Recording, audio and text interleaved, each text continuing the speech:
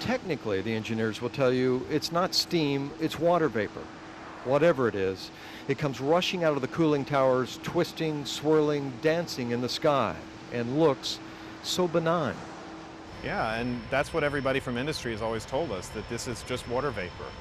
John Wilson works for an environmental organization named GAS. Yeah, they've always said it's just water vapor, but they were wrong. It's pollution mixed with the water vapor. 2 years ago, researchers opened their monitors and flew through chemical-laden skies, crisscrossing one of the largest petrochemical complexes in the world. It turns out the levels of what are called volatile organic compounds, according to Rice professor Matt Frazier, were significantly higher than what industry had previously claimed. We're talking about a biofactor of 6 to 10.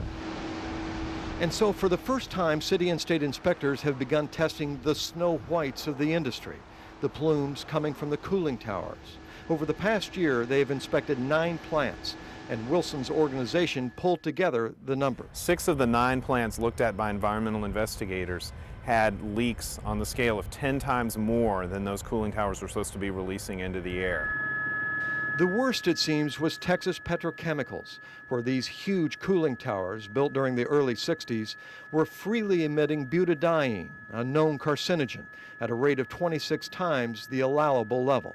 We found a significant leak. Dan Hoyt, the city's senior air quality engineer, says his inspectors came back 3 weeks later, and it was still leaking butadiene.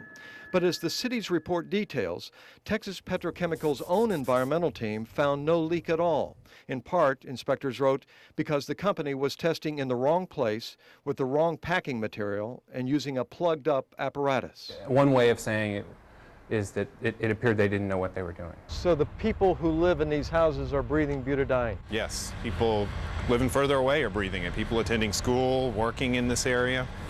Everybody's breathing butadiene and other toxic chemicals. Over the past 5 years, the city's air monitor in Milby Park, which sits within sight of the plant, has registered a 3.2 parts per billion level.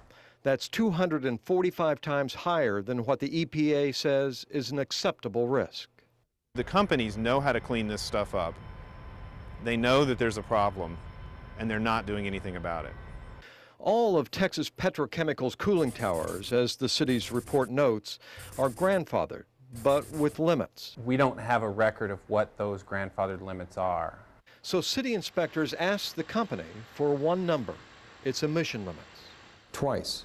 Correct. And did they give them to you? No, they did not. To Texas Petrochemicals, this was not just a casual question, because according to city officials, a grandfathered plant that exceeds its limits can lose its grandfathered status, which would cost the company millions of dollars. And it all revolved around one number. Do you know what that number is? I don't have that information now. Joel Anderson oversees cooling towers for the state of Texas. You know, it just seems bizarre that the city is asked to enforce these limits, but the city can't find out what the limits are. Are they secret? I just don't think that they're available. Is it any wonder the city is shrouded by brown skies? Dan Locke, 11 Up Close.